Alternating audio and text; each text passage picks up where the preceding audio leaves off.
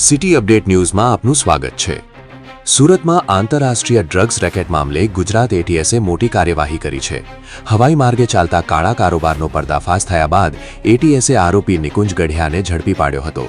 આજે આરોપીને નામદાર કોર્ટમાં રજૂ કરવામાં આવ્યો હતો, જ્યાં કોર્ટ દ્વારા 2 દિવસના રિમાન્ડ મંજૂર કરવામાં આવ્યા છે।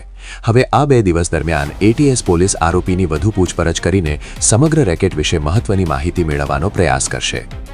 City update news Sufiyan Mulla જોડાયેલા રહો, કારણ કે હવે શહેર નહીં સમગ્ર દેશ કહેશે।